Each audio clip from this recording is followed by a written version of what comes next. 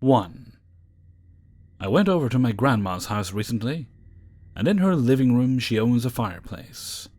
Nothing crazy new about it. It just sits there collecting dust, you hardly even pay mind to it. My grandfather, though, loved the smell of fresh firewood being burnt, and had it going every couple of days in the week. He loved his fireplace, and would make sure the place it was in was kept in tip-top shape. We used to joke around that if the fireplace made the house catch on fire, if he could save one thing from the house, he would gladly pick the starting cause. Sadly, he passed away around 5 years ago, and my grandmother hasn't touched the fireplace since, as we think it brings her too much sadness to keep it maintained and in use. I lived in their house as a toddler, and was in and out around pre-teenage. But now that I'm almost off to college, I hardly go and visit her and the house. But it's safe to say, I was well accustomed to the sound, smell, and glow of the fire since being around it so much. Around 2 weeks ago, my family and I go off to her place for one last goodbye before she sets off to her home country to have time off and relax. We arrived Friday night, stayed over the weekend, and left Monday morning. And everything would have gone smooth and normal if it wasn't for Sunday night. On Sunday, I fell asleep relatively early around 10 p.m., and woke around 2 a.m. to a loud thunk and clatter. I was confused, but worried that someone, my grandma or someone else, hurt themselves as the thunk was relatively loud, and echoed through the hallway to where the guest bedroom was. I quickly got up, opened the door, and turned to look down, groggy and confused. Let me paint the picture of the hallway. The main door can be seen looking down the hallway. To the left of the main door is the kitchen, and to the right is the living room. Going to the very end of the hallway is where all the bedrooms are. At the opposite side of the guest room I was staying is another guest room, the bathroom, and my grandma's room. So basically this whole house is connected with just one singular hallway. I looked down the hallway to see all the lights shut off, odd because my grandma literally despises the dark, and a red glow to the hallway leaking into the kitchen. I am confused and start to walk down the hallway, and that's when I start to hear the crackling of firewood, and the faint smell of it in the air, as if it's just been started up. When the smell hits, that's finally when I wake up and realize that the house might be on fire, and quickly rush into the guest room where my parents were, and furiously shake them awake in a loud whisper, "The house is on fire." They jolt awake, and as I make a quick run out of the room into the living room, there is no more red glow. It's just pitch black. My parents go to the end of the hallway and flick on the lights, wondering where the fire is. I swear up and down that I saw it was coming from the living room, but now it's clear as day there's nothing there. My parents were confused and asked me, "Where's that fire smell coming from? Are house fires supposed to smell like firewood?" We wake up my grandma and ask her about it, and she seems just as confused as us. So in confusion and worry, it's probably 3 a.m., and the whole family's up searching for some house fire that apparently never existed. After around 30 minutes we agree that we were just tired, and that made our senses do odd things, and are starting to do quick glances around before funneling into the hallway, before my mother shouts, "Firewood!" We're like, "What?" And we go over to her, looking closely at the fireplace. We're confused and ask her what the hell she's talking about because the fireplace is completely empty, except for the firewood holder thing. My mom asks my grandma if she's recently cleaned the fireplace, and she's like, "No, I haven't touched it in years." That's when she points out that the place seems almost cleaned. Dust is only present in some corners, and it seems like tiny bits of debris have been wiped clean off the firewood holder.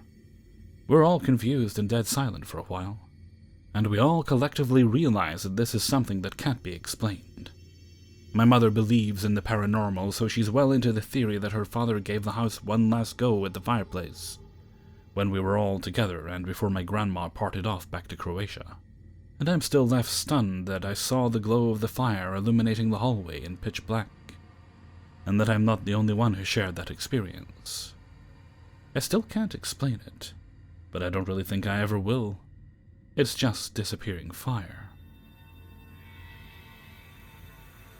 2. This happened when I was around 7 or 8, and it happened in Trofa, Portugal. I now live in Canada. When I was little, I was kind of obsessed with digging for treasure, And one day at my aunt's house, two old sisters that were living together on land that was their family's, I was doing just that. I was about, say, 5, 10 inches deep, so not deep at all, when I turned around because their neighbour who was passing by stopped and said hi. He was a deacon at church in our small town, where everyone knows each other, and I had just started Sunday school. I had my back turned to the hole just long enough for us to say how things are, and when I turned and looked down, there was a semi-buried statue of the Virgin of Fatima. Our local saint. She's like the local Virgin de Guadalupe, for my Latino American peeps, so a huge deal in Portugal. Small, made of metal, and was covered in dirt but not completely buried. Now, this was sometime in the 90s, so while I remember the event very well, I don't remember all the visual details. But I do remember feeling confused because it definitely hadn't been there before. It was covered in dirt, but not ingrained in dirt like you think it would be if it were buried, because dirt compresses, right? And yeah, I remember the confusion very well. I took it out of the dirt and ran inside to wash it, mostly to see if it was valuable. I actually did think I'd found treasure, and while inside I showed my aunt what I had found, and from what I remember she was like, "Oh, cool," but mostly dismissed me. I even thought it was them playing a prank on me. Not that they ever had a habit of that. They were pretty standard abuelita types. Always told me fairy tales and fed me soup, even when I could hold the spoon myself, so really not the pranking type. Mostly, there was literally no time. I turned around for like 20 seconds, if that. So, because the miracle of Fatima had happened in 1918, so not even 80 years ago back then, I figured the figurine was worthless for my treasure-finding goals, and my aunts were religious when my parents not so much, so I just left it there at the house, and don't really remember seeing it since. Until fast forward like 15 years, one aunt dies in 2006, and the other one died in 2016. She was 90, and died from a fall down the stairs at that house, where she was living alone but was really independent. She went to go to sleep at my grandfather's house at night because she was very elderly, but she was fine otherwise. They don't know if she fell and died or if she had a stroke while coming down the stairs.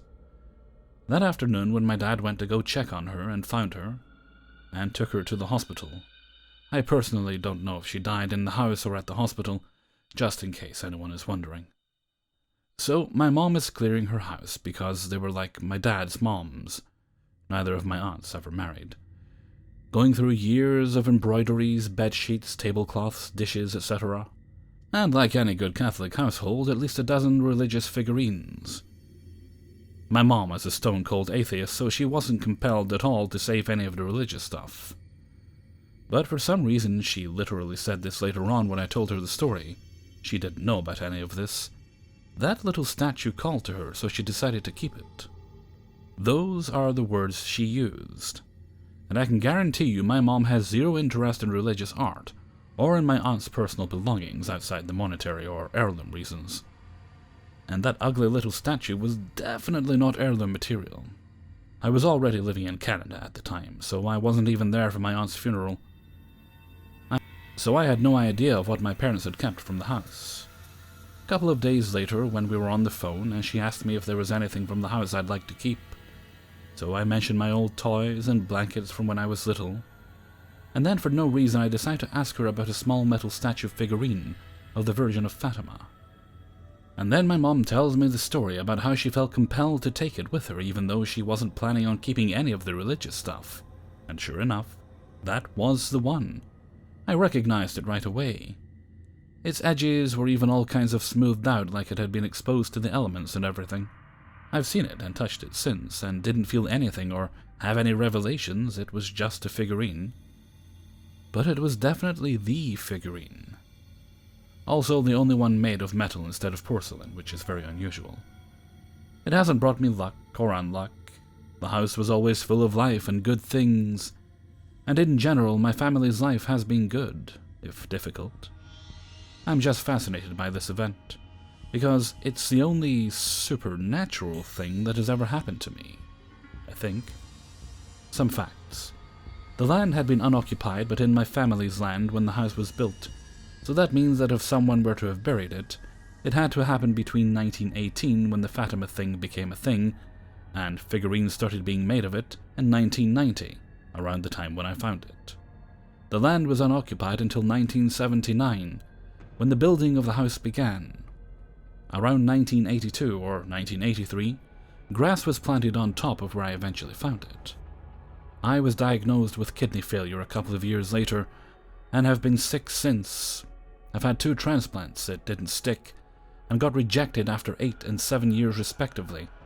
But other than that, I've had an amazing life and don't feel cursed at all. Hey, you never know.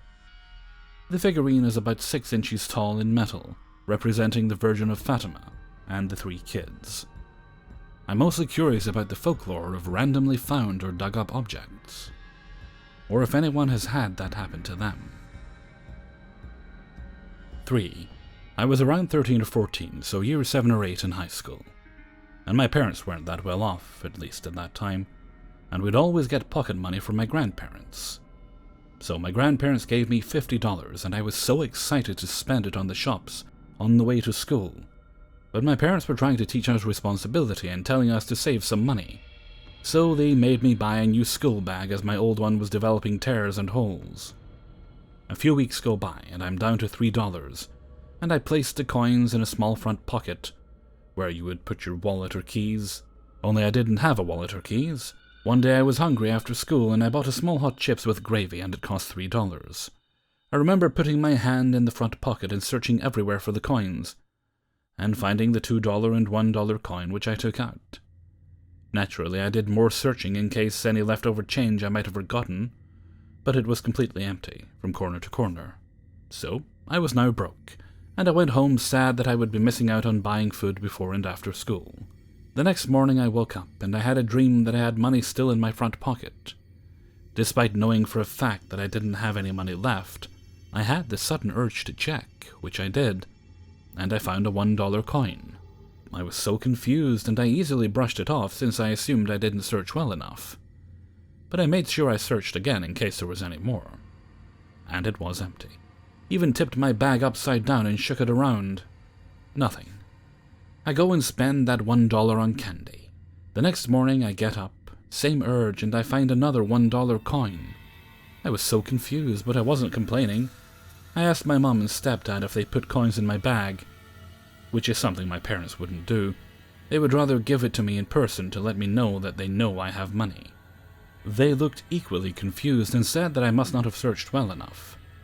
So again I shrugged it off and took advantage of the situation and bought candy every day, as it continued on like this for a whole week and a half. The exact same amount every day, $1. My brother started to notice I was buying candy every day, and knew I had no money left based on all the things I had bought, and he thought my parents were giving me money and not him, and basically told my parents. My parents were confused and approached me and thought that I was stealing money from them or something, and started questioning me, and I simply told them I was getting it from my bag. My parents were confused and checked the bag themselves and saw nothing. So they left it and warned me they'll find out where I'm getting the money from. That same night I was asleep. I share a room with my brother, and we are both very light sleepers. I remember placing my bag every day in a corner of my room, and for some reason, I woke up one night with my bag on my bed, but not on my legs or on the edge, but on my chest. I was so confused and scared, and I got up, put it back in the corner, waking my brother in the process, and he told me to go back to sleep. I wake up the next morning and my bag was on my bed again, and I couldn't explain how it got there. And I told my brother, and he literally said to me he never saw me wake up or saw me buy any candy at all. I was so confused because I even remember buying candy right in front of him across from his friends, or he was in the same store waiting for his friend to buy candy. I even greeted my brother when I saw him in the store. I was so confused, and he said that it was probably a dream. There was no $1 anymore in my bag, but I know for a fact that it wasn't a dream, since I still had the same homework due that was given in the past week. But that wasn't the worst part. I told my mum that my bag was on my bed this morning instead of in the corner. She looked at me and said, "Oh, that reminds me, we need to buy you a new bag." And I responded, "I just bought one." And they look at me like I was being an idiot. I go back to my room. and it's the old bag that I used to have. To this day I can't explain what happened. Where did my money go if I didn't buy that bag? So many questions. 4. Okay, so after spending countless hours divulging in the theory of glitches in the Matrix, I actually came across a story that hit so close to home that I had to call my mother. A few years back, my mom and I were talking about weird, unexplainable events that occur, and she told me this story. When I was born, my parents lived in this quiet little duplex. My dad was cleaning behind the heater, one of those old clunky steam radiators, getting them prepared to be turned on for the fall. While he was cleaning, he found an old Victorian-looking locket with pictures of 2 little baby girls in it. They couldn't have been older than 1 or 2. So he finished up cleaning and brought the locket to show my mom. She tells me the feeling of opening that locket is one she will never forget. The pictures inside were baby pictures of her and her twin sister. My mom was so shocked when telling my dad this, and he refused to believe her. So she packed me up and drove me to my great-grandmother's, where they found the exact picture the faces of the girls came from. Here's where it gets weird. My mom's biological parents, Linda and Reginald, died when my mom and aunt were only 1.5 years old. They got into a single car collision with a brick wall and didn't make it. My great-grandmother, the mom of Reggie, adopted my mom, and the Geralds, Linda's parents, adopted my Aunt Carlene. They lived in a duplex together for the sole purpose of raising the twins together. But by the time my mom and aunt were 16, they had a falling out and stopped talking. It was not the same duplex the locket was found in, nor had any family ever lived there prior. Here's where it gets weirder. My great-grandmother had been the one to take the pictures of the girls. She had the only copy of the picture from when she developed the film. Back then, the envelope told you what kind of print you opted for, single or double, and she printed single, to which she had the sole image of in her hand, comparing it to the images in the locket, which were a match. Even creepier, my grandmother had a locket similar with her son and his wife in it, from after they passed away. They kept both on her dresser in the jewelry box with her other jewelry. After she passed away in 2008, my mother gained possession of her jewelry box.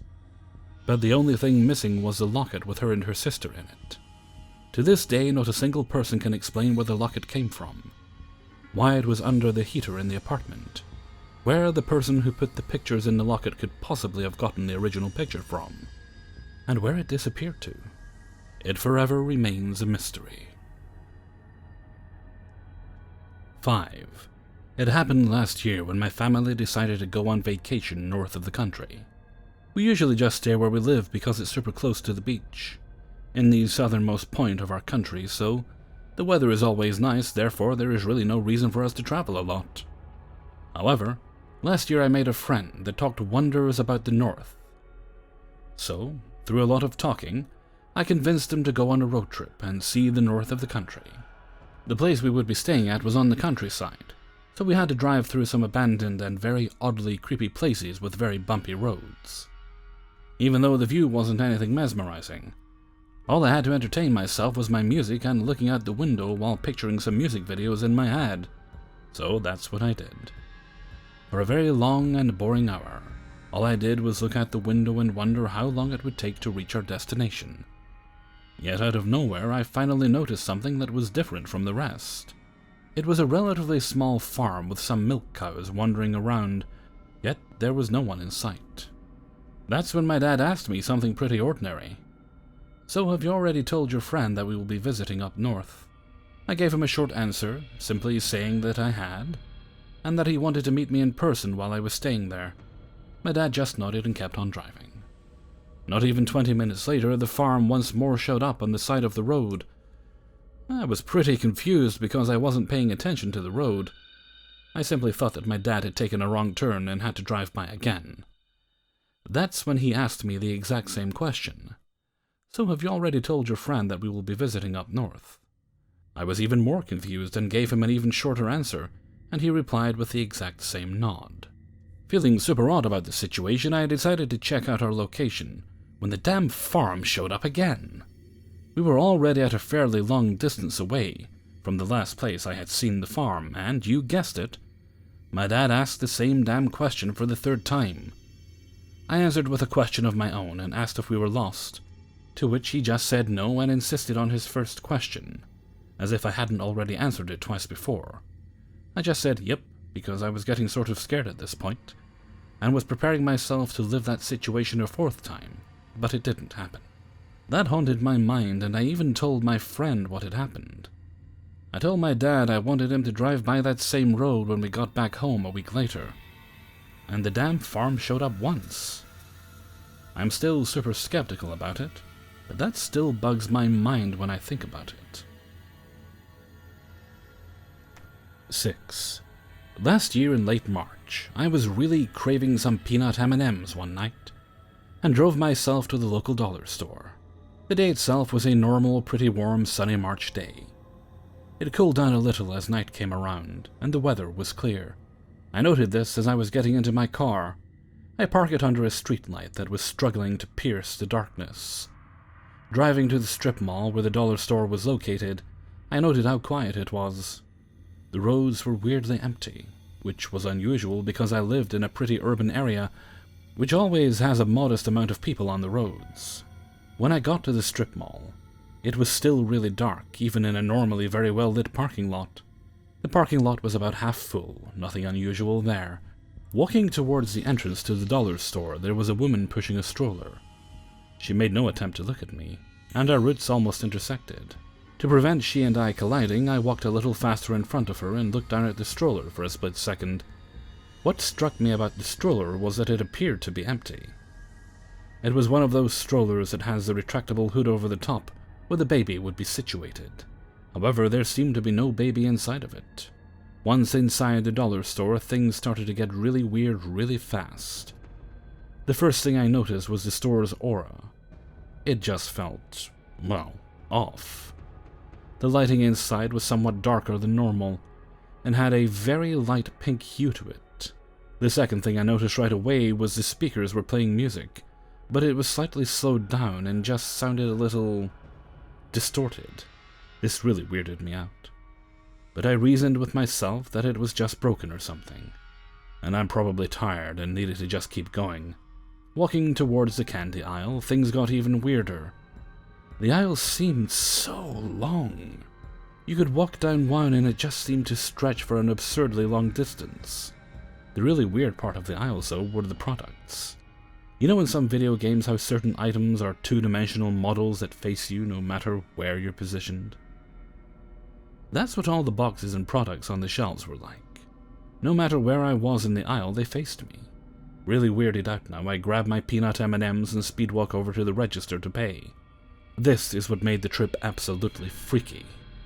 The cashier was just standing at the register, not looking at anything, and just seemed to be kind of staring into space. At this point, all I could see was his curly, long, greasy black hair covering the side of his head. As I approached, he did not move, and I tried to look him in the eyes, except I just couldn't. I physically could not look at him. Tried so hard, something was preventing me from looking at him. It was the strangest feeling. His hand reached out, kinda limp, and he muttered, $1. Absolutely scared, I reached into my pocket and grabbed my dollar, dropped it on the register counter, and bolt out of the store. Hitting the air from outside was like a slap in the face of freshness. No slow feeling, no nothing. Except now the parking lot was almost completely empty. My car and probably 4 others were the only other vehicles in the area. I rushed to my car, unlock it, and look at the dollar store. The lady with the stroller is still in front of it, and she was looking directly at me. I raced home as fast as I could.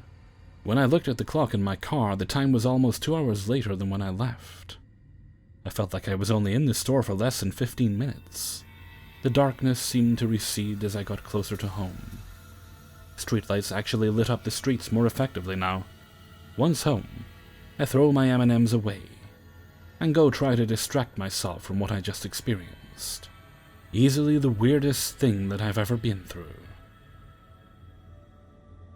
7. A while ago, some friends and I were having a small get-together or party at a friend's house. We drank a bit and were playing beer pong. At some point I pulled out my chapstick and used it. I asked my friends if any of them wanted to use some, and one took it and bit it. Woohoo! Drunk people. And then another grabbed it from me after I put the cap back on, and just chucked that fucker. It was an EOS brand chapstick, so it's a round object. And my friend threw it, goofing around, acting like it was a pong ball. It flew across the room instead of into a cup, and assumably into the kitchen. We were playing in the dining area, which is adjacent to the kitchen, which is in a U shape with a small hallway leading off to the north end of the kitchen to a bathroom. I looked everywhere, and after no luck, had my friends look too. Also, no luck. I was drunk and upset I lost my favorite chapstick. There was just nowhere else it could be, just gone. We hung out a bit more and later went to sleep. Before I slept, I emptied my purse looking for the chapstick in case it somehow ended up back in there. No luck. Woke up in the morning before everyone else and checked around the kitchen again. Went through the garbage and the fridge, freezer, cabinets in case of possible shenanigans. The dining room, the hallway, and even the bathroom, and could not find it. Once again checked my purse and my bag of clothes. Nothing. Looked under the bed I slept on and around that room. Nope. I was just stumped, moved on, confused as hell. Went home. Then maybe a month later I was cleaning my living room, looked under my coffee table, and what do I see? The chapstick I lost. At a different house, in a different city. A month later. I didn't know what to think, what to do. I hadn't seen any of my friends since the party. My friends were all home visiting from their separate colleges. The party hosted at one of their parents' houses. And so there was no way someone could have brought it over. I checked so thoroughly multiple times before I left my friend's house, and I knew I absolutely did not have it. I had not seen it since my friend threw it. I knew it was the exact one because I could see the teeth marks from my friend biting it. I just got a complete sense of uneasiness and got the creepy crawlies. Confused at what I was seeing long after my last thought of it. And that's where I am. It freaked me the fuck out. But obviously there was nothing I could really do about it besides tell my friends about it and throw it out, which I almost immediately did. Makes no physical sense and drives me crazy. I just saw the same exact chapstick at the store today, and it reminded me of what happened. Any thoughts or possible explanations? 8. So this incident happened a couple of weeks ago, the night before 4th of July. I live in a small town with another small town beside it, and beside that one is a small city, I guess you could call it. To give a better idea, if you looked at a map, they would all be in a line. For the sake of privacy, but also a better way of telling the story, I will call my hometown South, the town next to it Middle, and the small city next to that North. So I work in North. I travel from South to North every time I go to work, passing through Middle. The back roads there I have driven terribly over the years. Since I got my license, I know every curve in the road. I know every turn to get anywhere along that road or connecting roads. I have friends who live in Middle, and there are restaurants I love in North. On pointless drives to just enjoy the music and the weather, I have taken those roads 1,000,000 times. I think you get my point. So anyway, I worked on the night before July 4th. Sometimes, if I'm anxious about being late for work, I will skip the back roads and take the highway, which is pretty much a straight shot, and sometimes even 10 minutes shorter. I have been taking the highway a lot lately, and on this particular day I was already early leaving the house, plus the weather was gorgeous. So I decided to take the back roads like normal. On my way to North, back roads through Middle from South, I noticed something I had never seen before. At one of the curves in the road on the other side of the side I was driving was this light. The thing about this light was that it looked completely out of place. The only way I could think to describe it was similar to the lights they have in high school football fields, only smaller, shorter. And the weirder thing about this light was that it was placed next to a paved road that I had never seen before. You have to imagine, I've driven these roads for years, 1,000,000 times, so it was weird to me that I never saw this side of the road or the light before. Regardless, I easily let it go and continued on my way to work. After work, I was a little tense because of the chaos of my shift. Again, I decided to take the back roads home. Side note, Every year, this small theme park located on a lake in the middle has fireworks and a whole event to celebrate 4th of July. So on my way back, because of the traffic on the longer backroads route passing the theme park, I took the one I had used to get there in the first place. It was completely dark now, as it was about midnight, and I was careful not to speed or be too careless considering many cops were out because of people's parties. I was not drunk, wasn't high. I had a cigarette in my left hand, both hands on the wheel. 2 front windows open, singing along to some music. Well, this is what caught me off guard, and it's still bothering me to this day. Only now for different reasons. I was coming around a corner that I knew so well. All of a sudden, that football light was on, and it was blinding. I slammed my brakes as a cop was now directing me, and that's when I noticed to my right that road that I've never seen in my life until my drive there had cones and 3 cop cars with their lights blocking it. The cop was pissed, told me to be careful, asked if I had been drinking.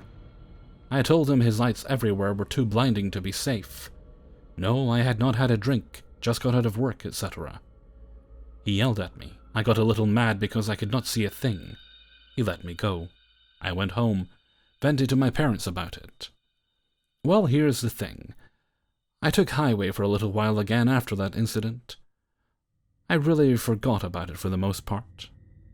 A little over a few days ago, I got out of work late again and wanted time to myself before going home to sleep.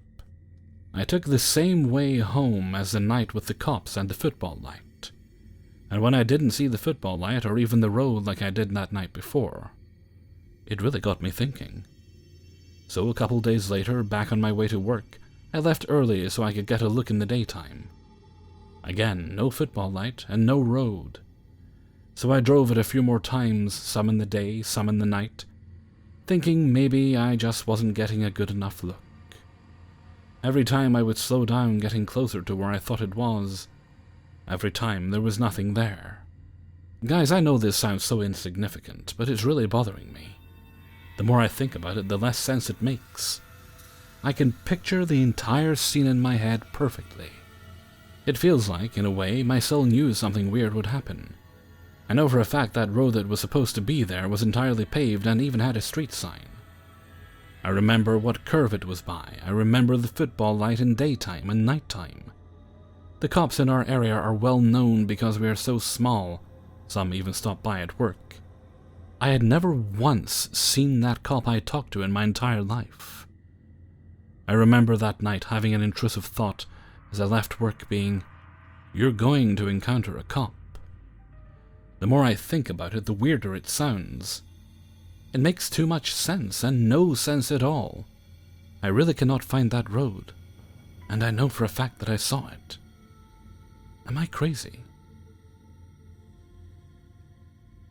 9. So this is sort of an odd thing to explain, also a very long thing. You can choose to believe me, and I am being earnest and honest that these things are true to the greatest degree I can recall. My memories are foggy and they seem incredibly jumbled in my head, and I can't figure out proper timelines of my own life. I can't fully explain it either, but let me begin with, I think I came from a reality in which I died. Multiple realities in which I died. My father was an abusive man. Not always, but probably 80% of the time when he drank. And at some time while I was in the womb, my father decided he didn't want any more kids, and proceeded to beat my mom and hit her belly. He was literally trying to kill me. And I have heard other stories about women who ended up having miscarriages because of similar situations. I believe that was the first time I died. I believe I come from a reality in which I did, and I know this sounds odd, but somehow I was born in this one, and displacing the version of myself that was supposed to exist. My mom had 2 names she wanted to pick for me, Jeremiah or Joshua. She says that for some reason she had an overwhelming urge to give me a biblical name, and when she saw me she knew instantly I should be called Joshua. Flash forward to when I was about 7 or 8. We lived in an apartment by a busy street. My sister's room had a window facing the street, and I was playing 007. The glare from the window is ruining my game, so I jump onto my sister's bed, which sits under the window. I hear a sound like a rock hit it, and I don't think anything of it, but I have this extremely odd feeling. Part of it was that something didn't seem right, things seemed off, and to be quite honest, I have this odd memory that I wasn't quite seeing things right. It's difficult to explain, but it was like time was frozen, but my eyes didn't quite work, and there was just a haze of colors. I also had this other odd sensation along with that, sort of like that light-headed feeling you get when you stand up too quick. Only for a second or so, passed after the sound, and I closed the blinds and jumped down to the floor. Before I get the chance to hit start again and resume playing, I hear my mom freaking out in the other room. The front door is open, and her and this guy she later dates are sitting outside it smoking cigarettes. She yelled at me, "What happened? What was that noise?" I yell back that I think a rock hit the window. Then again I'm interrupted before I go back to playing my game. My mom is screaming in terror and this guy is yelling something I can't make out. I come out of the room and ask what's going on. They tell me a man just ran through the complex covered in blood holding a pistol. There was a really young neighbor boy who had been playing in the dirt outside his apartment, and he was sobbing uncontrollably as his mom came out to hold him. Not too long after that, the police showed up. They began questioning all of us, and we come to find out that there had been a drive-by shooting. We tell them that I had heard something hit the window, and the cop asks if he could come investigate. As he's looking at the window, he says that it was a bullet, and that it got shot into the house. Mom tells him I had just been standing there to close the blinds, and the cop looks at me and then the window. He sizes me up and examines my head. He says, "You're lucky, kid. An inch taller and that bullet would have hit your head." He then proceeds to look around the room, spots an odd indent on the wall, and looks to my sister's drawing desk. There, laying on one of her sketchbooks, was a deformed bullet. He bags it carefully with tweezers and then tells us he will be back in a bit to get more details. An odd thing that I notice is that the TV is now off, and the game in the N64 is that bright yellow of Donkey Kong. I ask my mom if she turned off the TV. She says no.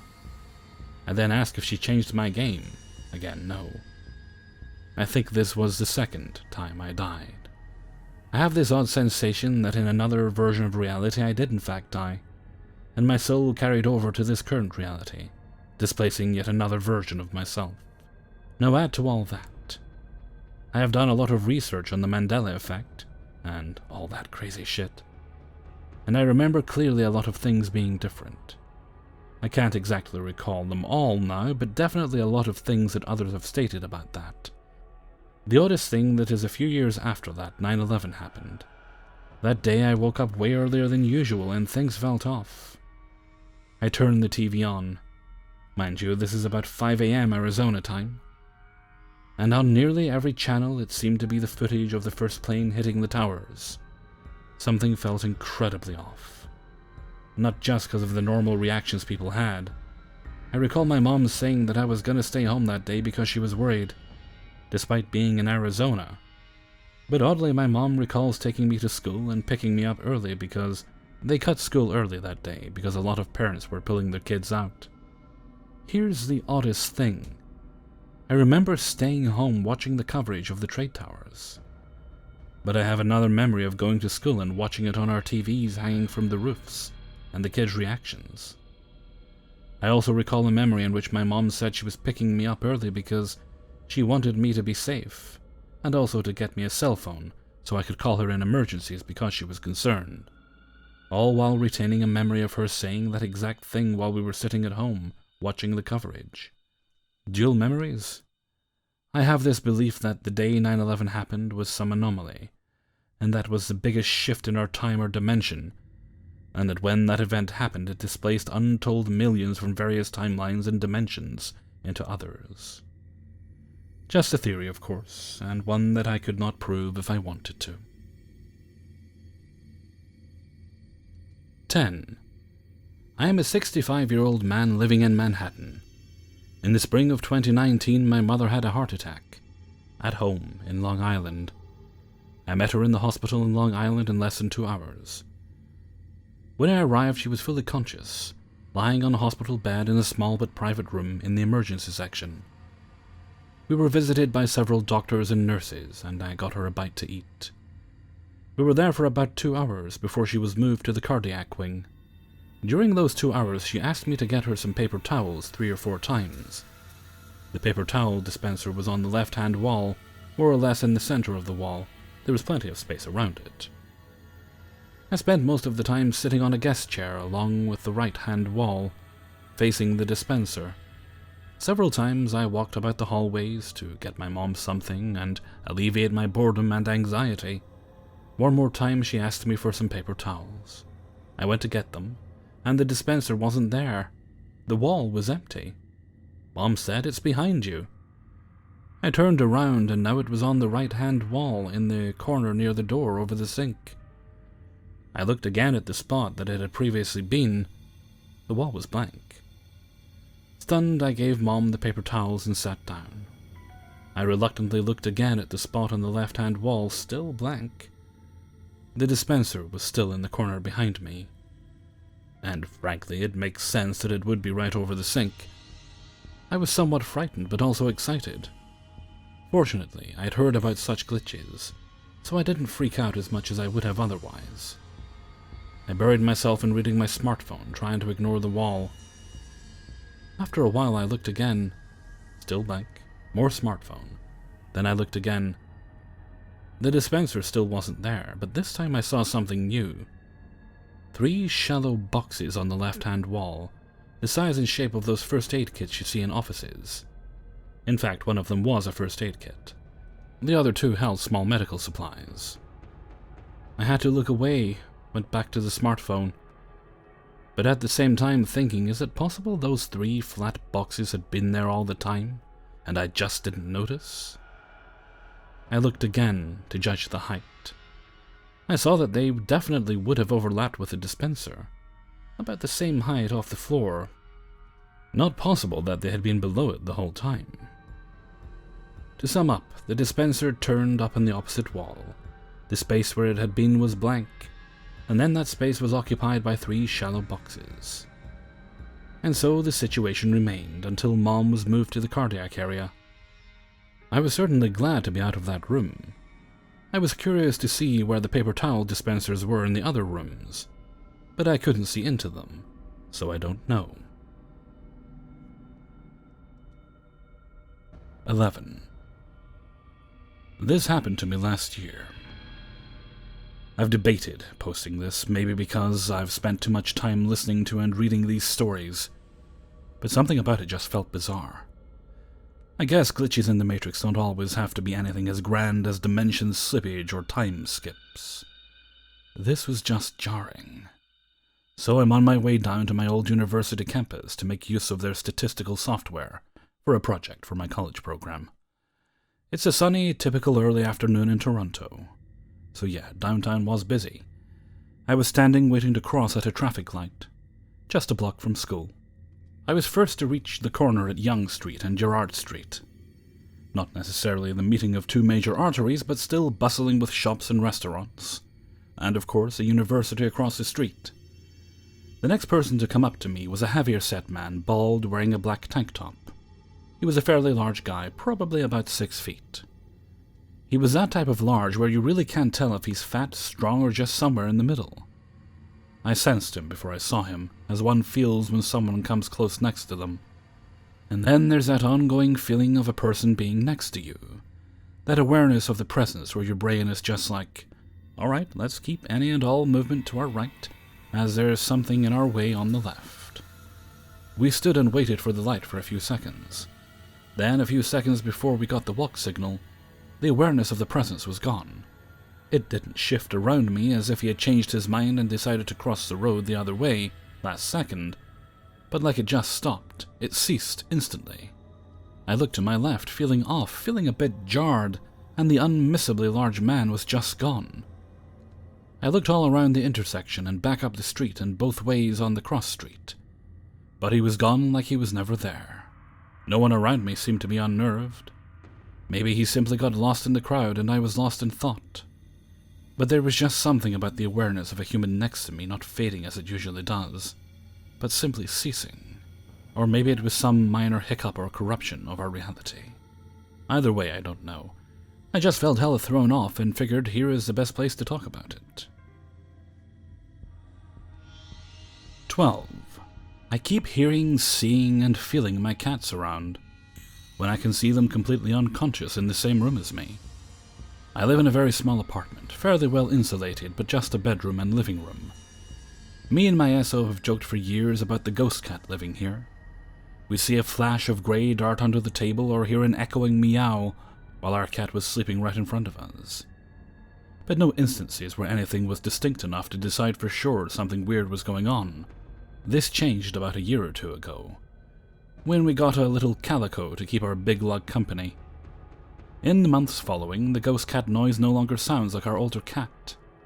Now it was the high-pitched chirps of the new kitten, although I still hear the yowl occasionally. And now sometimes the grey flash is mottled with lighter bits, much like the calico.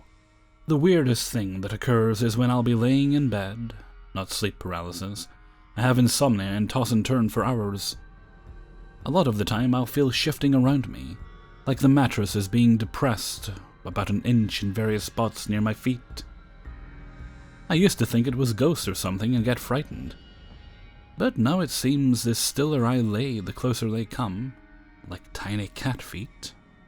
Last night is when everything really clicked for me. The older cat sleeps on the couch, but the kitten tries to curl up with our feet until she gets too irritated by getting kicked and jumps on my dresser. Then she comes back and tries again. Last night I was restless, so I heard her little bowling ball body scamper to the footboard to hop on the dresser. Claws scraping the wood along the way like the graceless creature she is. She flops down on the dresser and I stretch out to enjoy my 2 minutes of legroom, when I felt the mattress moving like her little feet were still trying to navigate through my legs.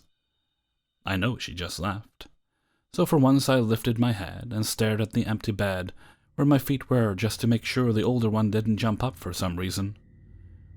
But there's just empty space. I kept looking at the dresser, trying to find the blob that was the cat to confirm yes, she is in a different spot, and no, she's still not at my feet and has just turned invisible. The ghost steps moved from left to right and stopped between me and my SO. Just as the cat rose on the dresser, most likely because I was staring at her horrified, and jumped back on the footboard. She hopped down to my feet, moved left to right, and flopped down between us on the mattress. It wasn't an exact mirror of the teeny foot depressions around my feet, but it was pretty damn close. After that, there was no movement.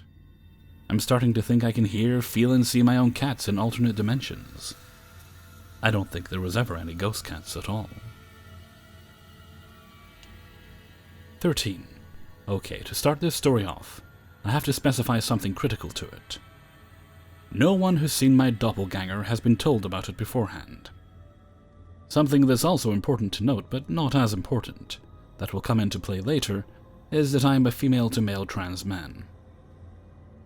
The phenomenon I like to call my doppelganger, though I'm not sure if that is exactly what it is, started about 4 years ago, before I had started to transition.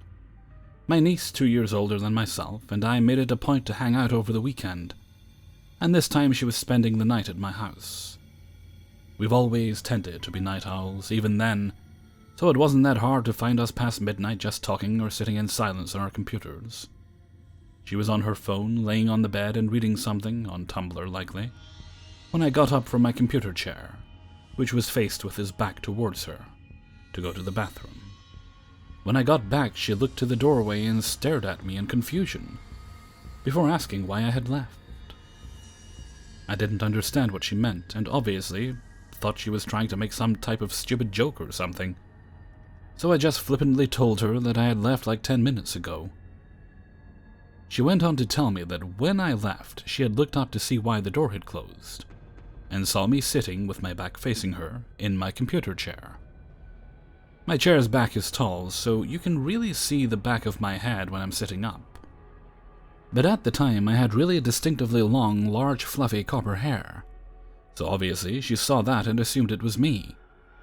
She also said she saw my hand clicking away on the corded mouse I had for my computer at the time. The strange thing she noted was that when she asked the thing in my chair if my brother had come and opened the door or something, it had stayed silent, not answering her.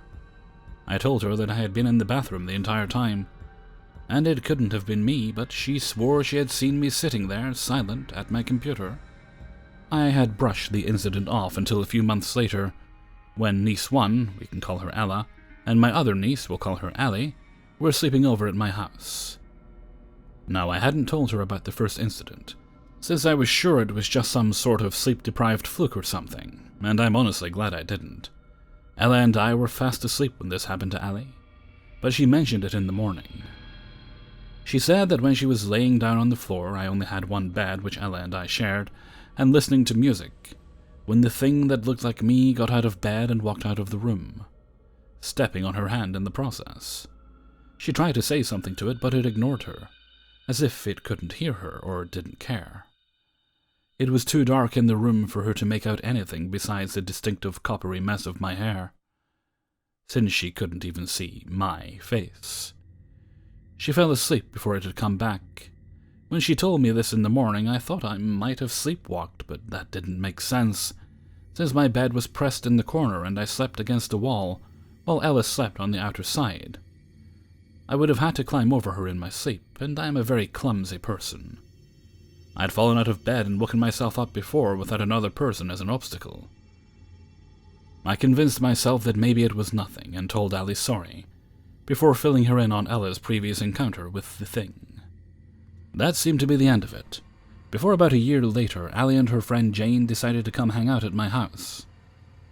Now, I fully admit that it's entirely possible for Allie to have told Jane about it in order to prank me. She told me she hadn't, but even though I love her, I can admit she's not the most honest person I've met. However, I still wanted to add this part because it honestly freaked me out the most. So Jane and Allie went outside to smoke, cigarettes, not weed, and I decided to grab a snack. I'm pretty indecisive, so by the time I made myself a baked potato, Allie and Jane had gone back into my room. I went back and sat down at my desk to eat my food, when Jane started to freak the fuck out. Looking back, I think she might have been in shock or something. She had asked how I had done that, and when I looked at Allie, the expression on her face, something like realization, gave me an inkling of what had happened.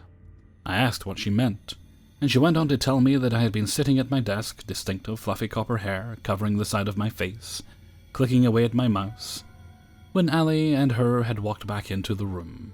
She had tried to talk to it at first, but when it didn't respond, she thought I was just pissed off or something, so she and Allie started messing around and watching YouTube.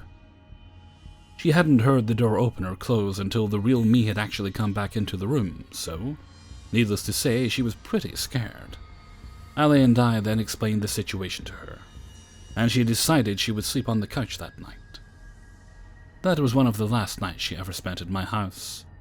I think she probably stopped talking to us after that because of it. Now, if that was the end of it, I could just brush this off as a strange set of coincidences, and maybe even a prank on Allie and Jane's part. That was not the end of it, however. There was one last time someone saw it, and this is where my transition comes into play. About 2.5 years ago, I started to transition to male in physical ways. The first thing I did was cut my hair down to the tips of my ears. It was so short it couldn't even curl or frizz. It just laid in a flat side-part fringe across my forehead. I no longer had my distinctive fluffy cloud of copper hair. Then, a few months after I had cut my hair, the last incident, to my knowledge, occurred. I walked out of my room to talk to my mom, who was 58 or so at the time, and not one to make up any sort of story that wasn't for her novel. And when she looked at me, she did a double take, glancing at the kitchen, and then looking back at me, shocked. I told her what was wrong, and she told me what had happened. She had been playing on my phone when it had walked out of my room, walking past her and through the kitchen, before going into the back of our house, distinctive, long, fluffy copper hair and all. It didn't look at her, and its hair obscured the side of his face. She had said she was too distracted to really think about the fact that I cut my hair months ago, and that she just thought I was going through to check the laundry or something, until I had walked out of my room for what to her seemed like the second time in the span of a few minutes. She was confused and at least a little bit shaken up, but I told her about the other occurrences, and she had said she would never have realized it if I hadn't come out soon after. I'm glad I did. I'd like to say that this is all something I made up, or that I actually have a full end to it, but I don't. It's been years since anybody has seen it, and I have mixed feelings about it. Anytime I think about it, I have the urge to look over my shoulder and make sure nothing's there, and feel like there's something staring at my back. Sometimes I don't feel safe in my own room.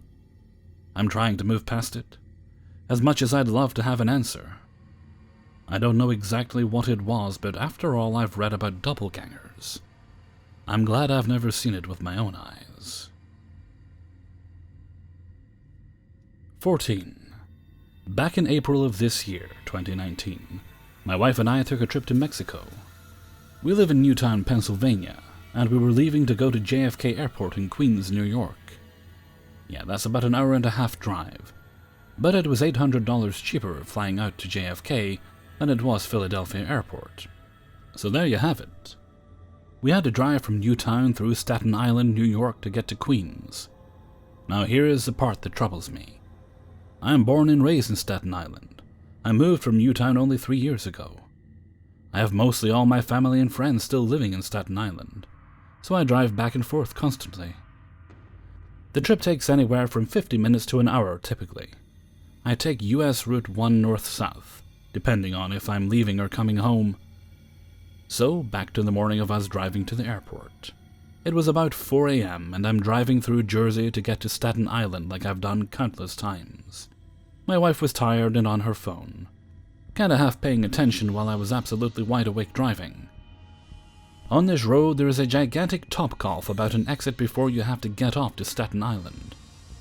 Next to this Topgolf is a pretty big Walmart, and opposite of that is a pretty big shopping complex. Why is this important? I have to pass these things to get to my exit. They are absolutely impossible to miss, no matter what the time of day. I use them as almost beacons. When I see them, I know Staten Island is only one exit and bridge away. Again, I've made this drive countless times, and this is the only way to go on US 1 North. I'm making what appears to be good time, when I start to get very uneasy very quickly. I start to realize that nothing around me looks familiar. As if the road I was just traveling on turned into a different road that went to a different part of New Jersey. I'm not doing a great job of explaining. I was driving along, seeing all the normal storefronts and streets I always see on this drive, to just an unfamiliar place. I never saw the Topgolf. I never saw the Walmart or the shopping complex. How? How is this possible? It's literally a straight drive. You have to pass these things, and trust me when I say that you cannot miss these buildings.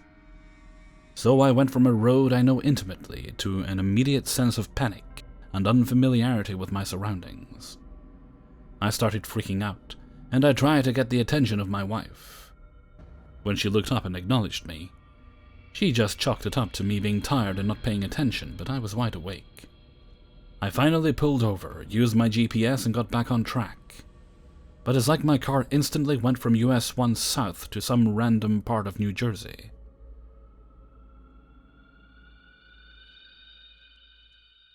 "15. So this happened 2 years ago, but it's still a big question to me.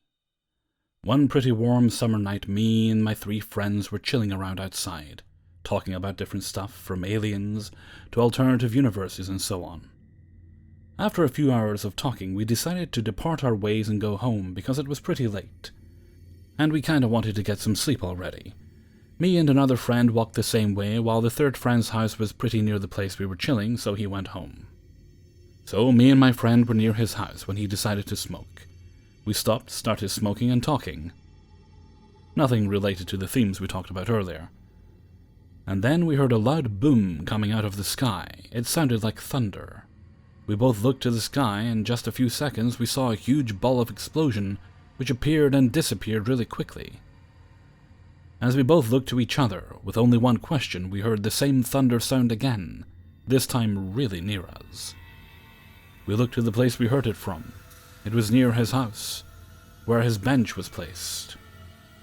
For some reason, without talking, we started walking to the bench. As we got closer, even the air felt weird, like it was filled with electricity. The moment we reached the bench, we both heard the same thunder sound, but this time it was a bit quieter.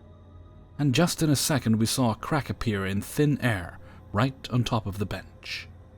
It looked like lightning without any sound, was fast and branched out. In seconds it was gone.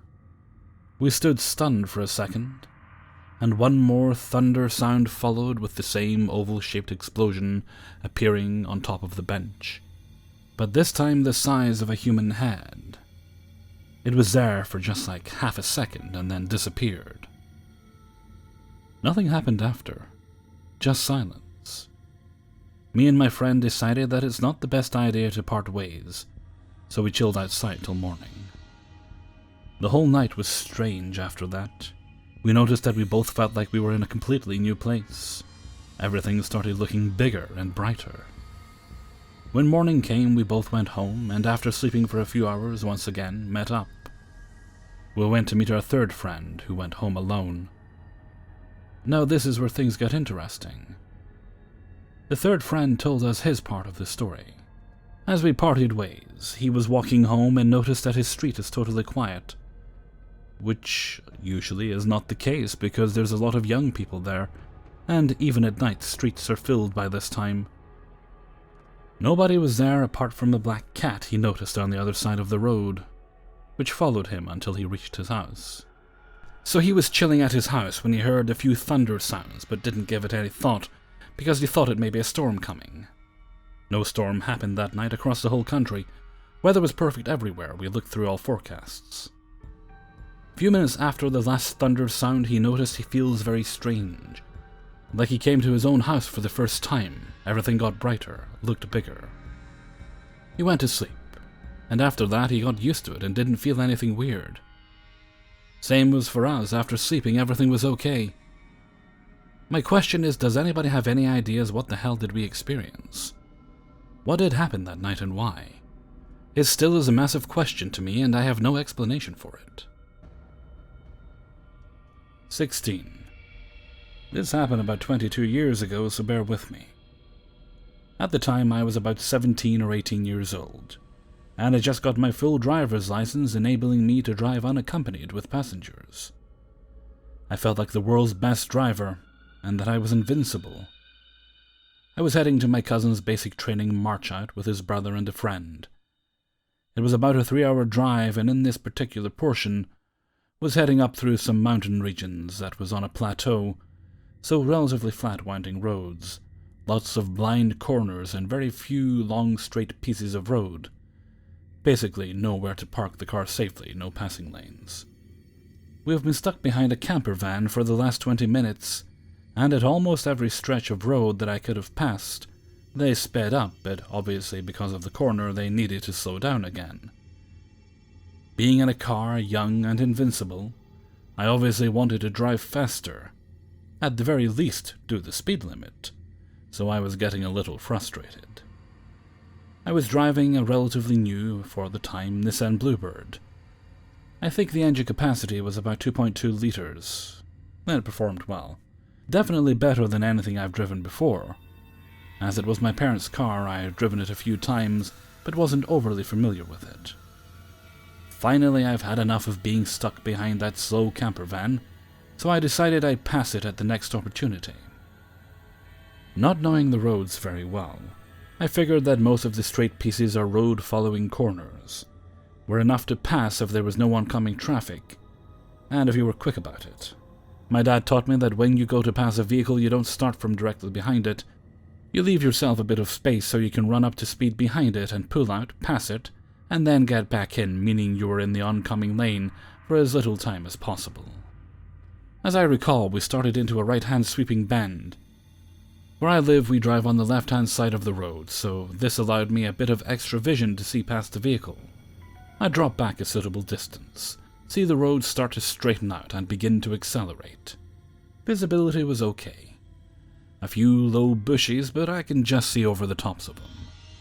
Continuing to accelerate and approaching the camper van, I decide to proceed with the pass and pull out. The straight stretch is a little shorter than I thought it would have been, and there's a left-hand sweeping bend coming up. But by the time I realize that, the front of my car is already past the back of their camper van. Still not seeing any oncoming traffic, I continue with the pass. Just as I get level with the driver of the camper van, I see an oncoming car. It's a red sedan.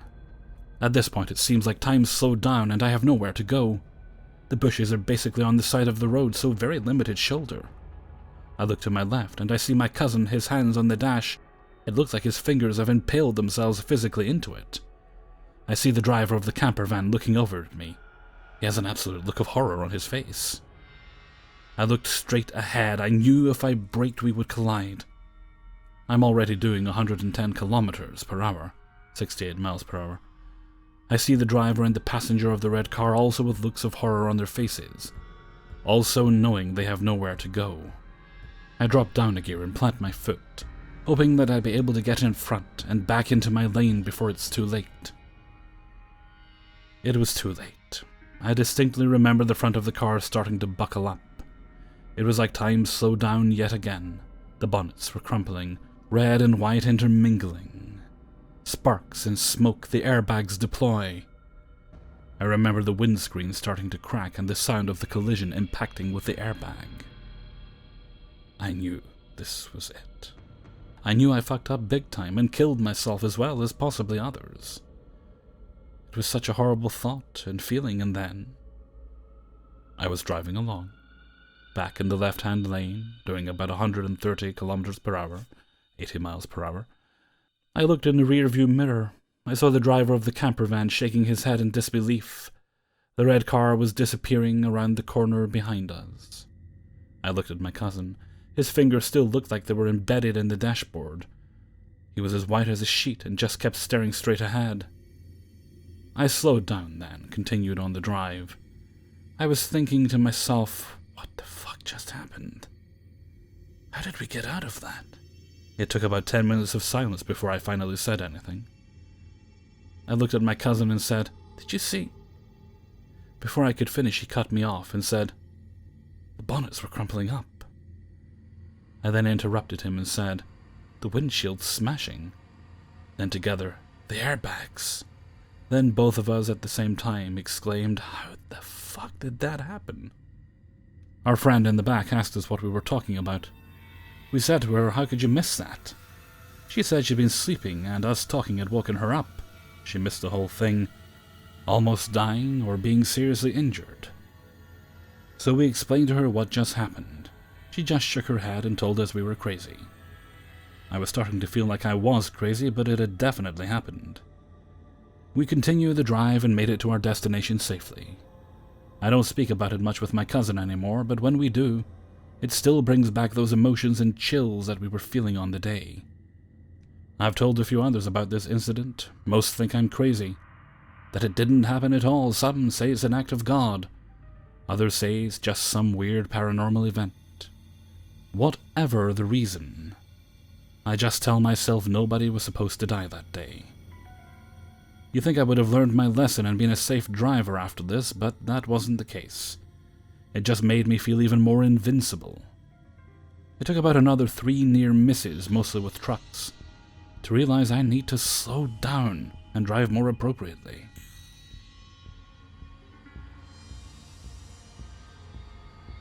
"17.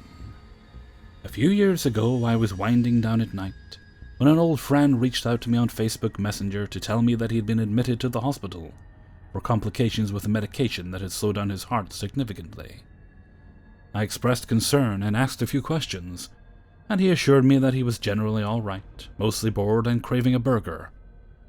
Once I realized he wasn't joking, but rather not so subtly hinting, and even specified In-N-Out as the best late-night option, I offered to pick one up for him and pay him a visit. I think it important to mention that while kind acts of service are certainly one of my love languages, if you will, I love bed. so it is rare that I get out of bed mode unless absolutely necessary. And delivering a burger to someone who I care for, but who isn't really in my innermost circle, at midnight no less, is highly unusual in itself. And yet I happily and willingly got dressed and set out for what I assumed would be a quick jaunt, a good deed, and probably a few yummy night fries. I don't live far from the In-N-Out, probably less than 2 miles, and the hospital is just a few miles away as well, off a main street in downtown. I order the food, and despite being fairly certain I knew the fastest route, I pulled up the hospital address in GPS and proceeded on my way. Also important to note, I have lived in my city for 11 years at this point. I'm more than familiar with commuting in this area, and am a proficient navigator. I mostly use GPS in town to test my knowledge of quickest routes, get traffic updates, and play the Beat the GPS ETA game. It's the little things that bring me joy. Here is where it gets bizarre, and also where the details get hazy. I drive, and I drive some more, and I continue to drive. I recall very little more than a blissful night drive, just me and the road, no traffic at all, as I made my way up into the winding, tree-covered hills, with only one fleeting intermittent amused thought of, well, this is an inconvenient location for an emergency room. The ambulances would have a tough go at these narrow curves, I'm sure. And I drove on smiling, enjoying the unexpected luxury of breathing in the fragrance of redwood trees. I followed the GPS's voice guidance from one small secluded street to another, until I heard, "You have arrived." At this point, I stopped to take in my surroundings, grateful to no longer be navigating the ever-winding roads in nearly pitch darkness. I looked to my left, and saw only a large home that was by no means a hospital. The street was a dead-end cul-de-sac, and it was so very dark. I sat in my car in a dazed state of confusion for a moment. It was like waking up from a nap after the sunset. A bit disorienting, though physically relaxed. And then, rather suddenly, every cell of my body was alert, and I realized the absurdity of this situation. I was in the middle of nowhere, nearly an hour later, and had no idea when I veered so off-path, and more importantly, how I didn't realize sooner. I mean, I could not believe I had so blindly followed bad directions. Most strange, in retrospect, is how easy-breezy I handled the whole thing, never once getting irritated, frustrated, scared, but rather joyfully accepting the oddness of it all. Not exactly in character for this Virgo. I looked at my phone again and verified that I had typed the hospital correctly. No typos. But my best rationalization was that perhaps the doctor's personal address had been listed by mistake. I had no rational explanation for my failure to notice that I was miles away from the city center. I had a hearty laugh at my own expense, took a screenshot, texted a friend, and located the correct address and proceeded to drive back into civilization. As I reached the hospital driveway entrance, I noticed several flashing lights. I assumed it was an ambulance pulling into the ER, but as I got closer I saw police and paramedics in the street. Closer still, I saw debris spread out across several lanes, and what looked to be at least 3 totaled vehicles. As I waited to see if I would be directed away or allowed to enter the driveway, I got close enough to see blood on the street, and I asked the paramedic what happened. He told me that just an hour ago a very gnarly accident had occurred, wherein multiple people were critically injured. I wondered aloud whether or not they had been rushing to get to the hospital when it happened, and said a little prayer for the folks involved. He allowed me to pass over the mostly cleared pavement to the entrance. And as I did, I was suddenly covered in goosebumps and flooded with gratitude for having narrowly missed being involved in that catastrophe. I still have no idea exactly what happened that night. I know my friend got a cold burger, I got a good story, and possibly a second chance at life. 18. So me and my friend G live across the street from each other, and there's a road next to our street, my left, her right, which has cars coming up and down it all day. A lot of people in our neighborhood own loud-ass motorbikes, and absolutely love riding them around both during the day and sometimes, though rarely, in the night. So at about midnight, 1 a.m., Me and my friend were asleep when all of a sudden I am woken up by a deafening motorbike coming down our street. I no joke had to cover my ears as it came past, it was that loud. I felt the vibrations of the sound reverberate my walls and bed. I wake up and I'm like, what in the fresh titty was that? It sounded like Armageddon was coming. It sounded like the army waking up the neighborhood to tell us we have 10 minutes to pack our shit and evacuate the country. It sounded like aliens invading our planet. I'm not even being dramatic when I say no man-made vehicle should be able to make that sound. It shouldn't be legal for a vehicle to make that loud of a sound. I don't know how the rider wasn't deaf, if they weren't. So I'm about to message G before she messages me first, going, "Did you hear that?" I'm like, I was about to message you the same thing. We're there laughing about it, trying to figure out what the hell kind of vehicle can make a sound like that. At this point, everyone in the house who was originally snoring has stopped, and a couple people got up to go to the toilet or even make a cuppa. So I assumed that sound had woken up the household, understandable considering it shook the house. So the following morning, me and G wake up and ask our families if they heard that loud-ass motorbike. I ask my mum first. She says, "What motorbike? What?" How did she not hear that? So she asks me if maybe I experienced a short earthquake, to which I responded, no, that thing moved. I heard it move down the street. So I'm thinking, okay, maybe it's because her bedroom isn't adjacent the road like mine is. Oh, but my sister's is. So I ask my sister if she heard it, because her bedroom is right next to mine and so is adjacent to the road. Not to mention her bed is right up against that wall, so respectively, if anyone were to have heard it, or better yet felt it, it would have been her. Nope. She just blank-ass stares at me like, what motorbike? I end up asking Dad, the only other person in the house who could have heard it, and he blanks me too. Literally no one in our house heard or even felt this loud-ass motorbike, despite the fact that I thought it woke them up. G asked her family if they heard anything. Her mum didn't hear it either, nor her brother.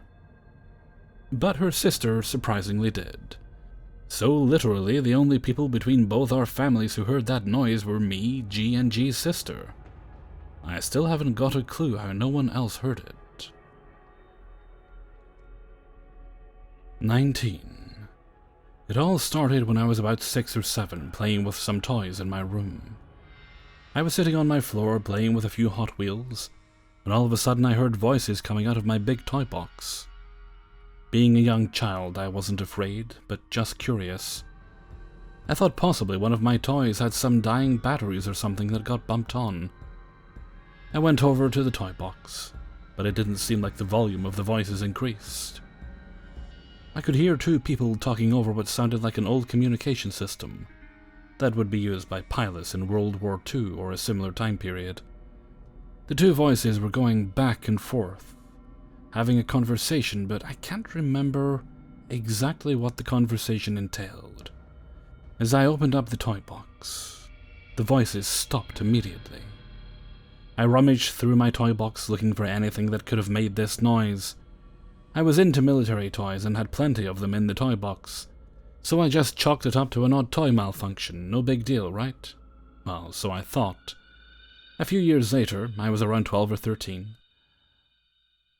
I had just come home from school and booted up my computer to play some Battlefield 2. I was loading into a match and ran downstairs to grab a drink. As I came back into my room, I heard what sounded like the exact radio chatter I heard from my previous incident. But it was coming from my wardrobe that didn't have anything but guns and some clothes in it. I thought it was people talking on my game or something, so I ran over to my computer and put the headset on. Nothing but the game sounds there, and I didn't have any external speakers plugged in. Odd. I listened for a few more minutes, while I just kinda looked at my wardrobe. I was actually a bit horrified since I couldn't explain it this time. Once again, it sounded like pilots chatting back and forth, with the sound of loud engines in the background. Again, I can't really remember what the conversation was about, but I still have this strong feeling of pilots talking from World War II, which I can't explain. I finally got the courage to open the wardrobe, and then the sound stopped. I looked around a bit, but there was nothing in there that could be making sounds. Mind you, this was a different house and room from my first experience. I was pretty freaked out for a bit, but nothing crazy, and I forgot about it. Fast forward to about 3 weeks ago. I have moved 23 hours from those houses, have almost zero belongings that I had as a child, and I'm living in a pretty empty home since I have recently moved. I was 23 this time, and I was home alone getting ready to move some dishes around. Even though this only happened a few weeks ago, the details are foggy, but I heard the exact same radio chatter from my pantry. It was like everything else around me went silent, and I could only focus on that noise. I could only picture 2 B-52 bombers flying side by side, calmly over a city, while they talked to each other. I have zero explanation for why this is what I imagined, but that's why I'm posting here. This time it didn't last long, and the chatter stopped before I opened the pantry, which obviously had nothing inside it that would make noise. I am very confused about these 3 events, and I can't link them together. I have never been diagnosed with any psychological issues, and this is the only event I don't have an explanation for. 20. Okay, so today I volunteered at the soup kitchen, and since we use dishes and have a single dishwasher, dishes get done by hand. For that, you need dish towels. This seems like obvious information, I know, but somehow I have volunteered with people who have no idea you need to dry the dishes before putting them up. Mold, just mold. Every time we cook, we use 3 towels. Almost all of the towels are white with 2 blue strips. But today I grabbed a stack of 3 and noticed one had blue and red on the stripe area. The kitchen just had this one different that I know of, and I figure it's good luck to grab it, since there are at least 40 towels and just one like this. Cool. I put them in the drawer and get to cooking. Really reheating, we just served beans and collards today. Someone sloshed collard juice, so I grabbed the red and blue striped towel to wipe down the counters. So far so good. I set it down and get back to serving. Someone sloshes juice again. Note, these could have been me for all I know, it was a busy day. And I look for my towel. It's missing. Maybe one of the others took it to the washer. Annoying because it was almost fully clean, but okay. I open the drawer and there are 3 towels. The top one is red and blue stripes. I shrug and figure I must have grabbed 4 or 5 towels on accident and gotten 2 of the red and blue striped ones. Which is weird because I have never seen 2 of them. Just the one, when washing the dish towels, falls on me. But what do I know, we could have 2. Wipey wipey, the counter is clean again. Eventually, dishes need drying. The dish drainer is full, so I grab a towel from the drawer. You guessed it, red and blue. Now I'm weirded out and look in the drawer. There are 2 towels and both are blue stripe only. I look for the counter wiping towel and it's nowhere to be seen. I ask the other volunteer in the kitchen and she says she hasn't seen it. She's been too busy handing out plates and washing dishes. I figure volunteer 3 took it to the laundry. I unfold this towel and examine it for any signs that it has been used to wipe up collard juice. Nothing. It's clean and dry and fluffy. I start drying dishes with it, a bit mystified. Eventually it's damp, so I hang it on a hook and grab one of the blue-only towels from the drawer. There is 1 towel left in the drawer now. Drying dishes and I need the 3rd towel, open the drawer. And there are 3 towels. The top towel has a red and blue stripe. I look at the hook and it's empty. At this point I'm bugged but tired and busy, so I let it go and figure when I check the laundry, it's my turn again, I'll find out we have more of these towels than I thought, and it'll end up being a prank or something. After we put everything away, I check the used towels and there is just the 1 red and blue. I ask volunteer 3 about it and she tells me they just have the 1 red and blue towel. That they used to have a full set of 25, but they're very old and the new organizer got rid of all of them, just missing 1 in the purge of old stained towels. I told her the weirdness and she laughs and asks me if I'm joking. Both she and the other volunteer swear they did not prank me. and we three were the only ones present who could get to the towel cabinet or laundry. So yeah, I don't even know about today. Hey everybody, Hellfreezer here, and thank you very much for listening to Glitch Monthly number 1. And thank you very much to everybody who allowed me to use and sent in stories for use in this video. If you have a story yourself, glitch or otherwise, please do send it to kingofthecities@gmail.com. You can find that in the description of this and pretty much every other video. Well, I did this video the stupid way, and I left all the recording to one day, so I had that and the paranormal to do. I've learned my lesson, but I got it all done. I've learned my lesson, and I'll now try and just record an extra 5 stories a week, like I was going to anyway, in which case that should actually make the recording of, the making of that video much easier on me. That's the plan, and that's how I intend to do number 2. If this video goes down well. We shall see. Okay, and with that I'm going to head off for now, so until next time, thank you very much for listening, and take very good care of yourselves.